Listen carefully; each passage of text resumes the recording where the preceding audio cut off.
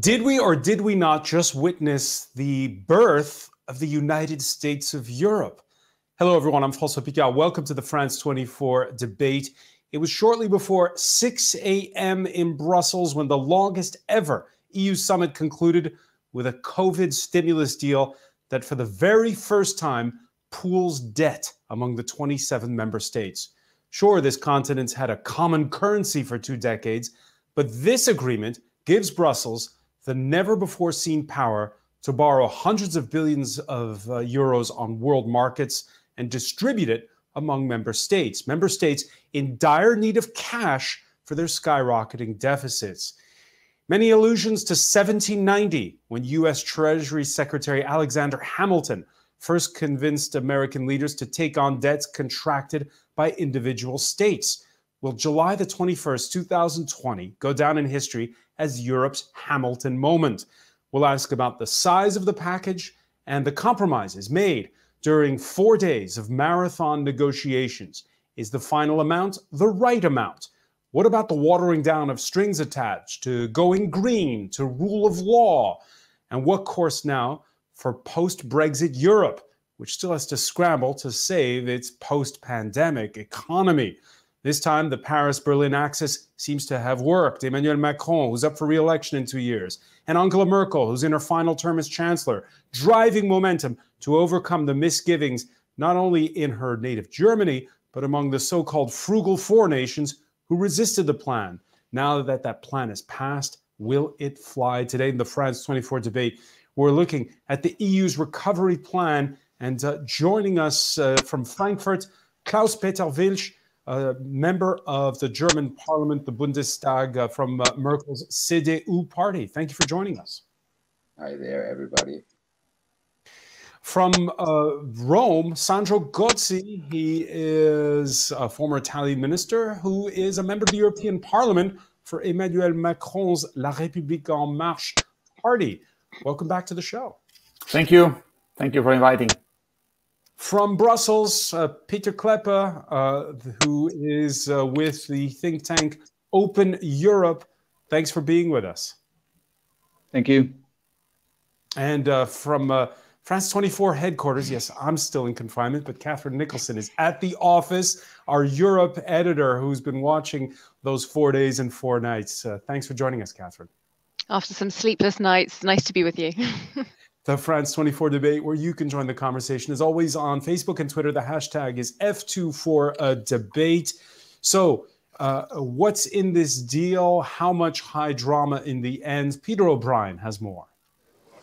There are weary smiles behind those masks, because after one of the longest EU summits in history, a deal has finally been reached on a 7-year €1 trillion budget and a coronavirus rescue package.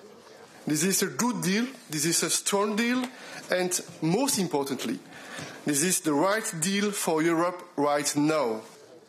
The €750 billion recovery pot will be doled out as a mix of grants and loans. In a first for the bloc, the grants will be funded by billions of euros of common debt, an idea championed by the French and German leaders, who were close partners in the talks. Cette longue négociation a été marquée par des difficultés, parfois des oppositions, des conceptions différentes de l'Europe. Mais je me félicite qu'avec la chancelière, nous ayons toujours été du côté de l'ambition et de la coopération. A group of so-called frugal countries, the Netherlands, Sweden, Denmark and Austria, initially wanted the whole recovery package to be loans.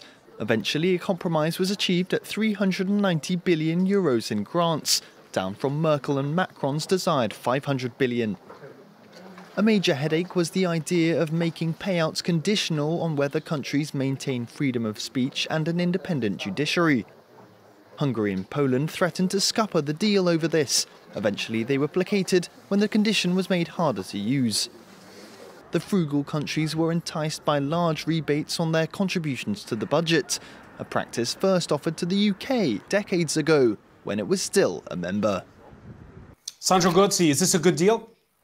It is a good deal. It is a very good deal for the recovery plan, for the extraordinary answer of the European Union to the crisis, for the 750 billion, as you just recalled, and for the very strong political step that we take, because we agree on the idea of European common debt. That means that we come back to trust each other again, and that we want to invest together for projects of the future on the ecological transition, on the digital transformation.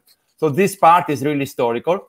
There is a lot of work to do on the ordinary part, on the budget, which in my view needs to be at least clarified on the issue of the own resources, on the resources directly attributed to the Union. But overall, a very good deal, unexpected if you think to Europe only 6 months ago.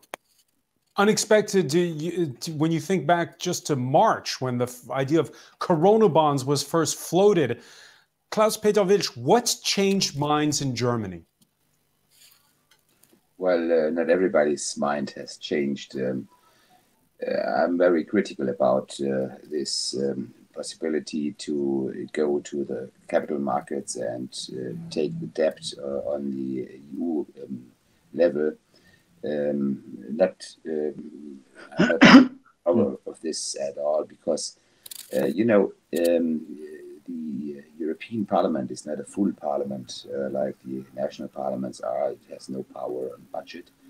And the usual thing is that when governments try to spend more money than they have, they go to the capital markets, and after time they don't get the money at interest rates they might be able to bear, and then they have to be honest to their voters and tell them, okay, I have to raise taxes in order to get the money I need. It's already spent. You have to pay for the party now. And this mechanism is not working within the EU. What we are seeing now is that the generation of my children, my grandchildren,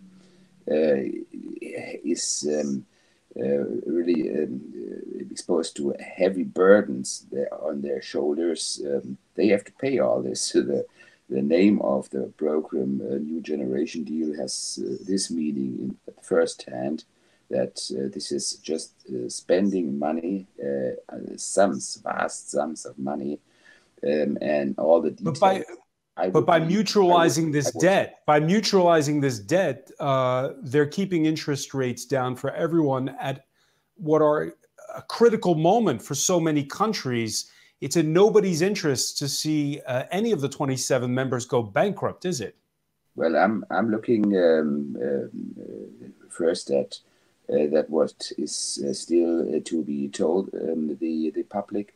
How are these investments that shall be paid by debt funding? How are they monitored? Who stops things that have nothing to do with Corona? Who stops governments who say, okay, we made the deal, we get a big sum now, and we just cover our deficit in our budget with that? Who is able to really act on this level? What in the national political scene we have.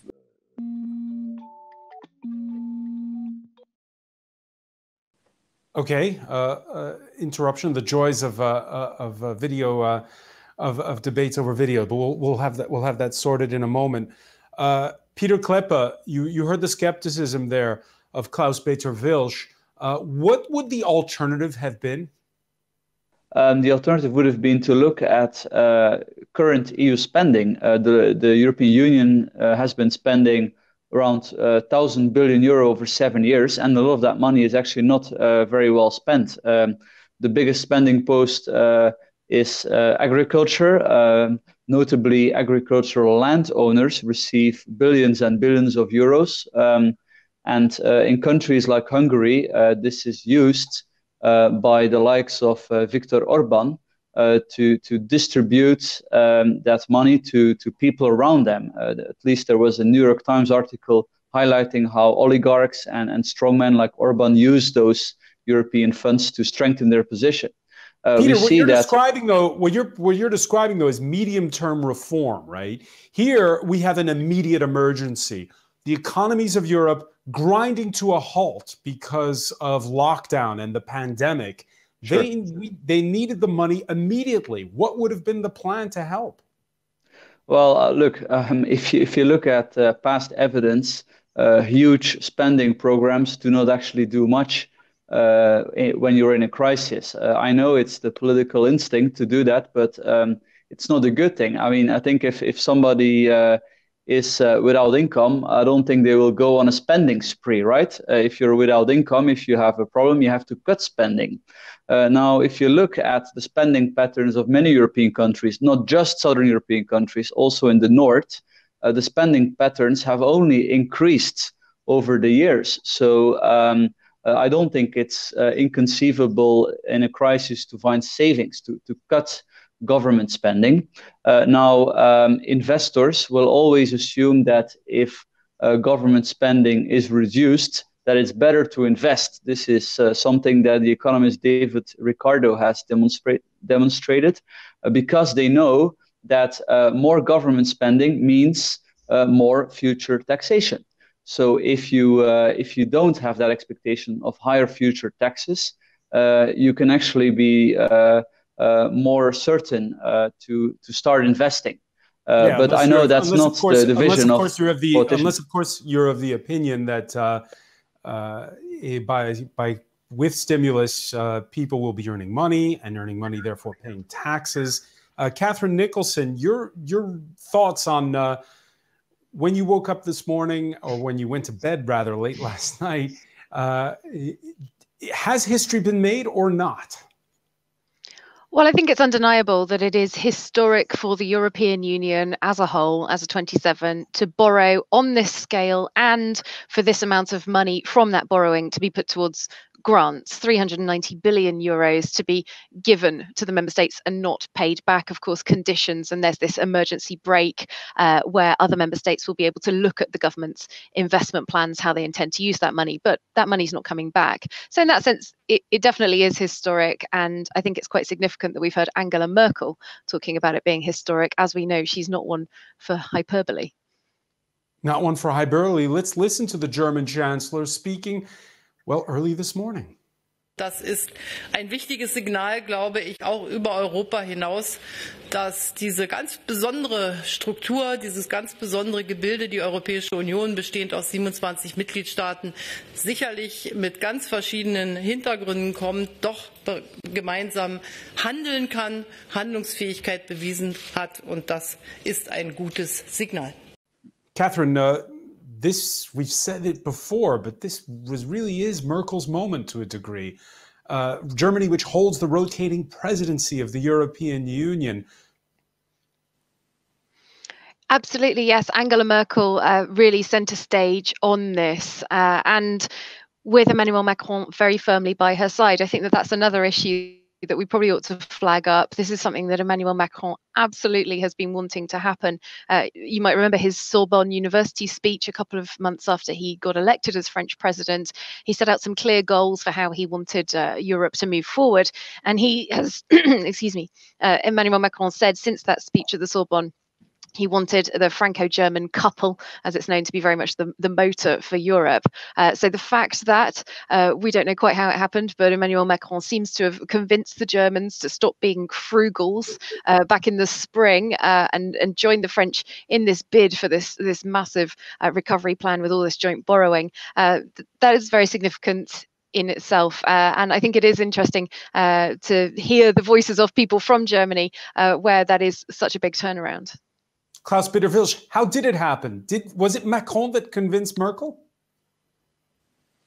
Well, I think she was not. She was not hard enough in the talks. She wanted to please Macron and the media and the European, public science public. But surveys show public opinion in Germany is behind her, that Germany doesn't want to lose its #1 export market, which is the rest of Europe. Yes, this is true. I'm a fan of free trade and all that. And I think it's really very important for our export-oriented economy. But that doesn't mean that you first give people the money, they pay for your products afterwards. This is not a good business model. And we were, when we started with the euro, very much convinced that an additional level for debt taking is not necessary. We have definitely enough. We have too high debts in Europe, all over Europe. And we had a very tough turn in the last 10, 12 years, coming down from more than 80% of national income in relation to the debt, down to below 60. We are rising again, but we matched the Maastricht criteria, and now all those who didn't take care for that, they are just paid by those who took care. So I think it's a pity that Germany, or at least Chancellor, didn't stand on this track. Let me bring in Sandro Gozzi on this. Take care for public balanced budgets. Sandro Gozzi, your reaction to what you're hearing from Klaus-Peter Wilsch? I think I welcome warmly the major turnaround of European politics of Angela Merkel. I think that during the financial crisis, Germany made serious mistakes in the way of handling the crisis, mistakes that we have all paid. And I think that this time Angela Merkel reacted timely, reacted at the level of the challenge.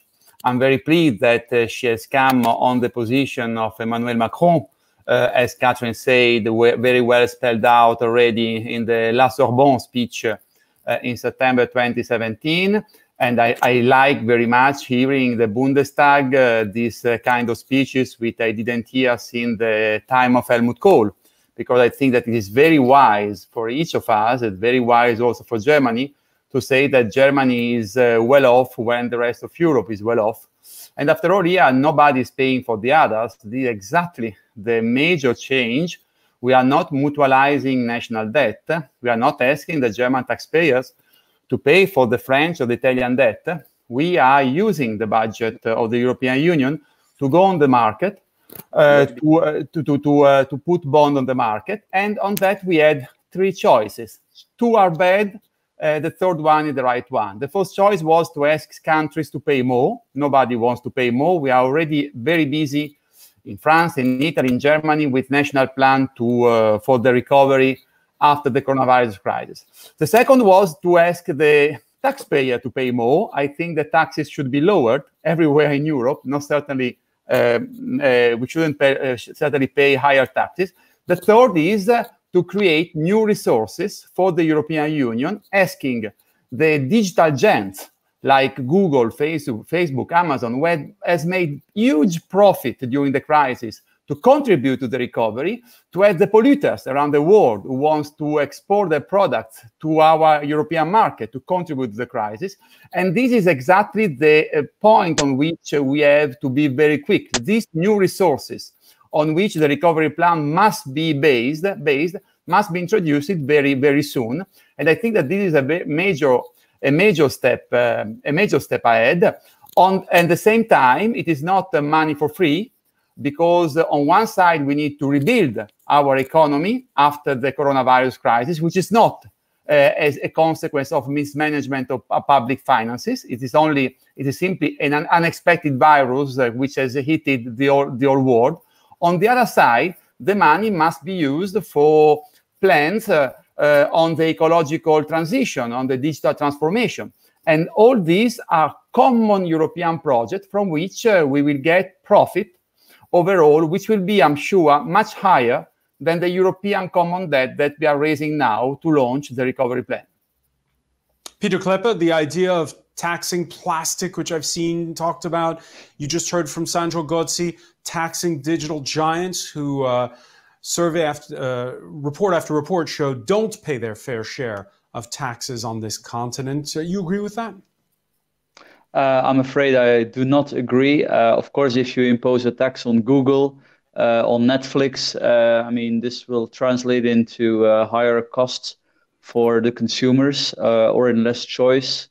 Also, of course, I mean, Sandro, why should European businesses, and especially small businesses, pay their taxes and not these GAFAs? Oh, I agree that the taxes should be equal. But for example, in France, there was an investigation indicating that Google is actually paying more than Renault, because old established European industry has been lobbying for decades for all kinds of special exemptions. And you're right that, of course, SME, small companies, should not pay more than bigger ones. Now, my preference would then be to reduce the tax burden of the small rather than to increase the tax burden of the big. Also, this idea that somehow there's a free lunch, that if you have joined European borrowing, that this will not cost anything, is of course incorrect, because in economics and in the world, there is no such thing as a free lunch. The fact is that if you go into debt with someone that is not as financially prudent, that of course you risk to pay a cost for that one day if the debt would reach a certain level. Now, specifically when it comes to Italy, of course, it's true that Italy has had many primary surpluses. Those are surpluses, budget surpluses, if you don't look at the interest burden. But of course, the interest burden is so high as a result of mismanagement in Italy in the 1970s and the 1980s that the country still has not known proper economic growth since it entered the euro. So what we see is that because of the enormous Italian debt mountain, even reforms do not help to generate economic growth. So what is the answer? Let me bring in Catherine Nicholson on this. Catherine, we heard from Sandro Gozzi, one of the big unknowns now is whether or not Europeans will agree on raising taxes to pay off some of this mutualized borrowing. And the other is the strings attached to this deal that was worked out overnight. One of them is for domestic reforms. Yes, well, I think the issue of the own resources is a particularly significant and interesting one. It's something that's been talked about for quite a long time. And it's not just talking about taxing the digital companies. There certainly is a debate about that. Will that suppress competition and increase costs to consumers? There's debate about that. There's also other taxes that fit in with the sort of the green agenda of the European Union, which I think will be quite interesting to see how those pan out. One on the use of plastics, which is scheduled to come in one of the soonest, and that could be quite significant. These again are ways of raising funds for the European Union that haven't really been tried and tested before. So it's been much less talked about than the mutualized debt. But there are these methods that the European Commission is going to try and put forward. When it comes to going green, there's been criticism that the deal kind of lets Poland off the hook.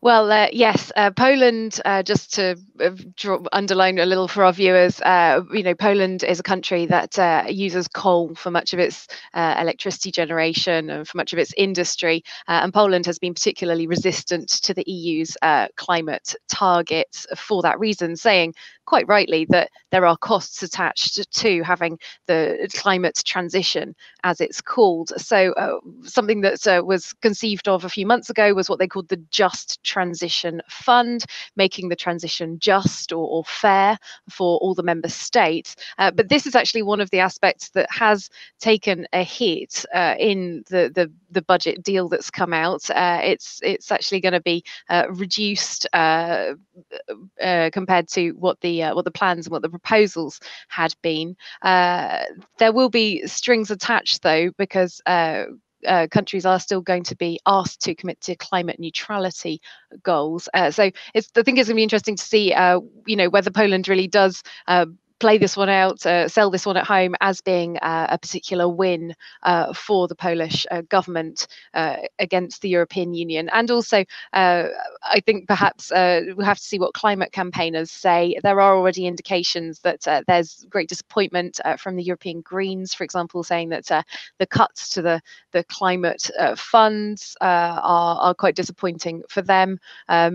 But I think Emmanuel Macron and Angela Merkel are saying, these are some of the things that had to suffer a little to get that compromise deal for the greater end goal. So it depends which side of the argument you want to take. Was that a compromise worth making?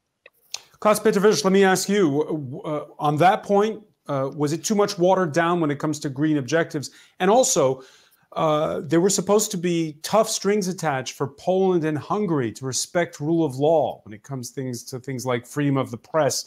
Has that been watered down too much? I don't think that the rule of law has been watered down. There was a lot of ugly storytelling about what happens in Poland and in Hungary as well. By the way, the Polish just reappointed the president with a big turnout and a clear majority. So I think that talking about the Greens and their ideology, of course, there has been too much because the Greens were not a member of the majority within the European Parliament and within the Council to elect the current administration in EU with von der Leyen. So I don't understand why there was such a focus on that topics, but it shows that it has not a lot to do with Corona, with damages caused by Corona, what we are talking here about. It's just the try of the current political generation to fulfill lots of wishes and don't take any responsibility. But hang on, don't you see in this... Don't take any responsibility for that. Look at the plans for the repaying. They start when the next financial framework is over. It starts with the next generation of politicians, and this is not fair. This is the opposite of responsibility. But hang on, isn't this an opportunity? This crisis, the stimulus that's accompanying it is to invest in infrastructure, Klaus-Peter Wilisz. Shouldn't that infrastructure be green? Isn't this a chance to decarbonize to a degree the economy? Well, I cannot see now that countries like Poland, for example, Czech, there's a similar situation, are ready to go this way. We will see that we have our own problems in deciding that way. We additionally took the decision to get out of nuclear power. Now we are buying electricity from coal plants and from nuclear power plants when there's no wind and the sun is not shining, which is rather often the case in Germany. So I think there's too much ideology. We have more to invest into modern technology, and we have to keep it open. Which technology serves best the needs we have as society? And there is in the whole package of this is just not a anti-corona, but a additional funding for Green Deal and nothing else. And it's once again irresponsible if you spend all the money and leave no place for the next generations, no room where they could move because they only have to pay back what the predecessors spent. Sandro Gozzi, you agree? No, I disagree totally. It's democracy. I disagree totally because, first of all, I heard about lack of fiscal prudence. How do you know that there is a lack of fiscal prudence before launching the program? I think that this is pretty ideological, both from an analyst point of view, from a political point of view.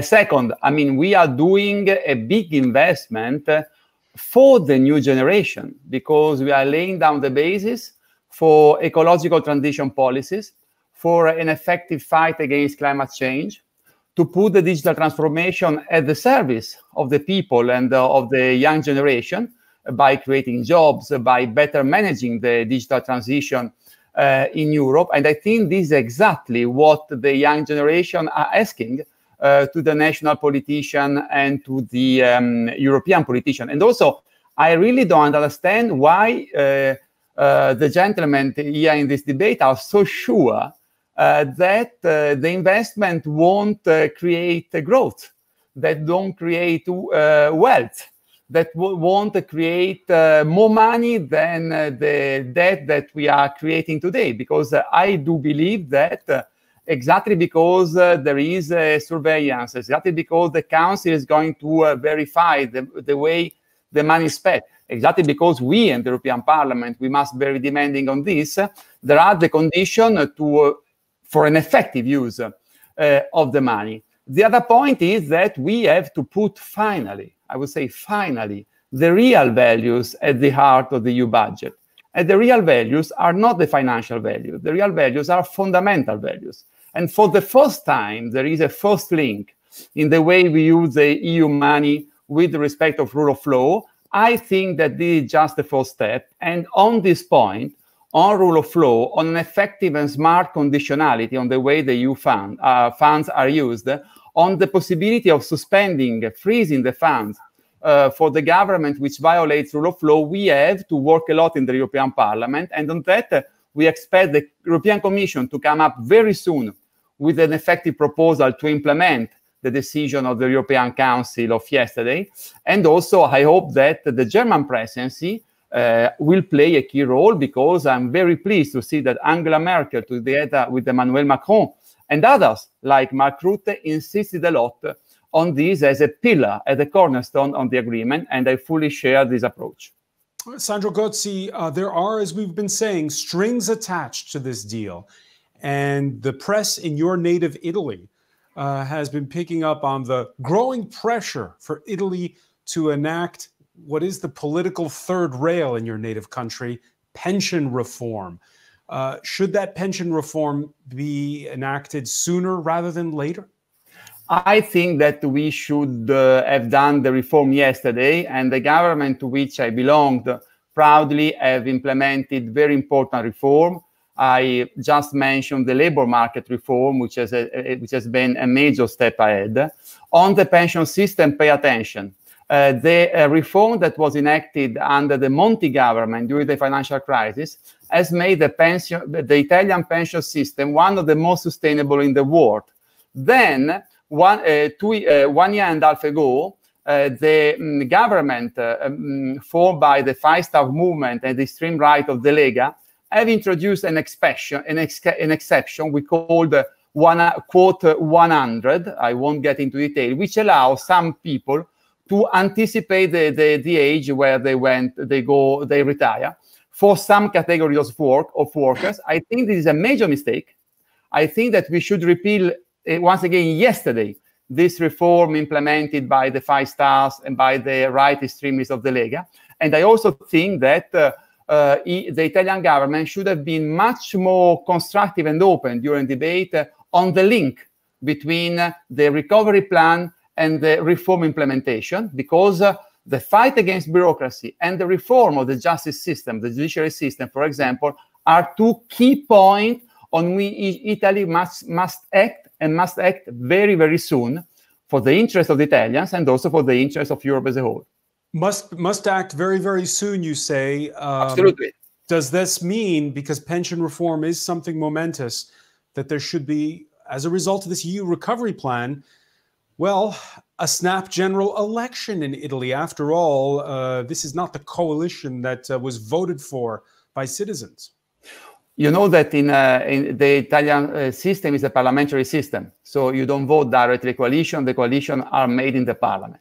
This is a strange coalition which has allowed Italy to be on the right side of the negotiation, on the right side of history. Because if we had got Matteo Salvini of the Lega instead of Giuseppe Conte, supported by our movement, the centrist Italia Viva, Democratic Party, and the Five-Star Movement, probably Italy would be on the wrong side of the negotiation, which would have taken nationalist stances, whereas Italy has been a very good ally of Emmanuel Macron and Angela Merkel. But is it representative? Is it democratic? It is a parliamentary system, and I say that in parliamentary system, you build up coalition and you put down coalition in parliament. If you ask me, then this is a political solution for the future, I say no. I say that only under exceptional circumstances, I can think of ruling with the Five-Star Movement, which is a populist movement, where there is extreme right and extreme left all together. But I once again, it is much better for Italy to bring the Five-Star Movement on a positive path, as we have done so far with this government and that we have seen in this negotiation, than to push the Five-Star Movement in the arms of the extreme right of Matteo Salvini. So I do believe that this legislature will go on until at least the election of the new president of the Republic, which in Italy is elected by the parliaments. That means until 2022. And I think also it is time to change the political cleavages in Italy. The political cleavages, which let me bring in Catherine Nicholson on this. Political cleavages, which you could say are evolving at the European level. It's with an eye to the populists, and some of whom that you just heard Sandro Gozzi mention, that this agreement was enacted. They were saying there wasn't enough solidarity in 2009, and we saw anti-Europe illiberals rise as a result of it. So this time, the 27, after much painstaking negotiation, band together. And now we have this new group, you might say, Catherine, the Frugal Four, as they call themselves. Look at the tweet from the Austrian Chancellor, Sebastian Kurz, saying, after 4 days of negotiations, we're able to reach a good result. Thank you to all your colleagues, especially to the Frugals. He even puts a hashtag on it, Frugals. So he's embracing that adjective. Yes, because it's something that plays very well with voters at home. I think what everybody has to remember when we look at these European summits is that it is not at all about, well, not purely about the European level. Each of these national leaders knows that their media back home, their voters back home are looking at, what does this mean to me? What does this mean to my pocket? Am I going to be spending more? There's, of course, particular discourse in each country, countries that see themselves as being very stable, very fiscally responsible, such as the countries in the so-called Frugal Four, where they've undertaken a lot of these reforms that we've been talking about quite a long time ago. Their books have been on an even keel for a long time. And there are a lot of people in those countries who feel that it's unfair that they should be asked to pay for, quote unquote, countries that they feel are more irresponsible. So yes, these frugal countries absolutely flying that frugal flag. I think we've seen that they're very proud of that badge as well. And I think that the members of the Frugal Four will be able to go back to their home countries and sell this plan as somewhat of a success for them, or they'll have good grounds to try that, because each of those frugal leaders has managed to increase their own EU rebate. In fact, Austria's rebate has gone up by 138%. So there are definitely wins in this result for the frugal leaders if they want to try and sell them at home. We thought rebates were something that we weren't going to talk about much after the departure of the UK from the European Union, but it seems it's still on the cards. Let's listen to the unofficial, if you will, leader of those Frugal Four, the Dutch Prime Minister. To conquer this crisis, we do need solidarity from the countries that are able to free up more in their budget for countries that are less able to. But on the other hand, I would say to those countries, do everything you can so that you're able to resolve future crises. That means reforms in the job market and in pensions. So that was Mark Rutte speaking at the outset of the summit. Now that it's over, Peter Kleppe, how do you think he did? Well, frankly, he put up a good fight, but I think he lost. He started out saying there should not be any grants. Now we are with almost 400 billion euro in grants. There's joint borrowing and everything. I mean, an argument that comes back again and again is that people in the Netherlands work for 9 years longer than in Italy. If you look at the pension age, Now, and what Sandro was saying earlier was quite interesting, actually, the fact that the populist government in Italy, the previous government, has been taking a step back in terms of making the Italian pension system sustainable. So I think that holds an important lesson. If you facilitate Italian government funding, which the European Central Bank has been doing indirectly, with the expectation that this would allow the Italian government to take reforms, it actually has the opposite effect. It's only when a government is in financial trouble that it will finally take the necessary steps. So I think what has been decided today, basically joint EU lending, which would then translate into more transfers to countries like Italy. This will not make fundamental necessary economic reforms in Italy more likely. It will make them less likely. One final question, and before I pose it, let's listen to the German-speaking French finance minister. It's all about the fact that, again, it's that Franco-German couple that drove this deal. C'est un bon accord. Donc c'est l'acte de naissance de cette Europe nouvelle qui sera plus solidaire, plus verte et puis plus franco-allemande. Parce que quand on regarde ce qui s'est passé depuis des semaines, cet accord doit tout ou presque à la volonté de la France et de l'Allemagne. Klaus-Peter Wilsch, this Franco-German Europe, you approve? Well, not if we are obliged to sing the French songs. So it must be a fair partnership, of course. And I very much agree on that. What Peter said. Look, we're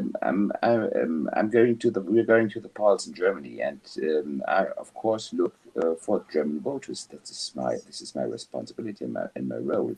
And they ask me, why do we work, the men until 67, the women until 65, when others quit their jobs with pensions at the age of 60 or 62.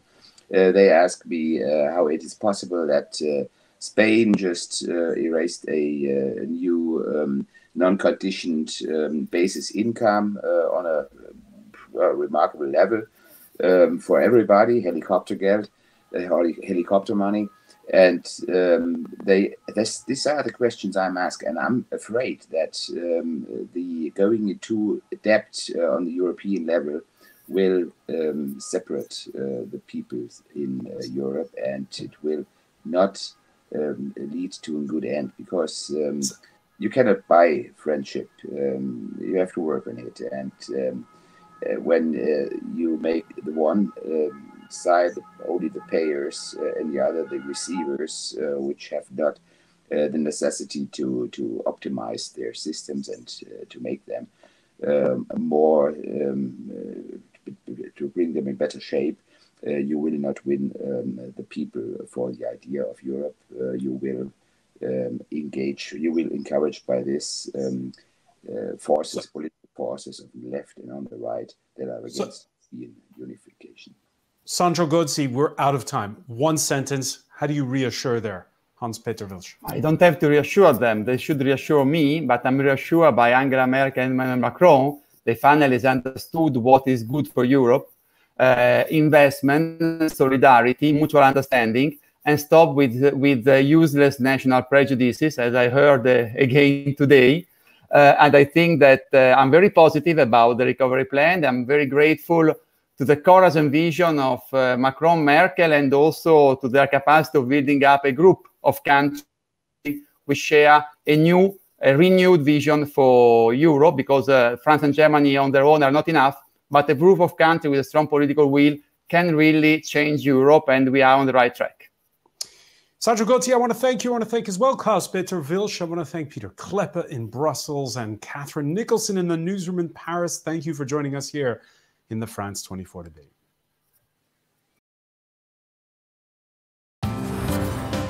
The world is ever changing.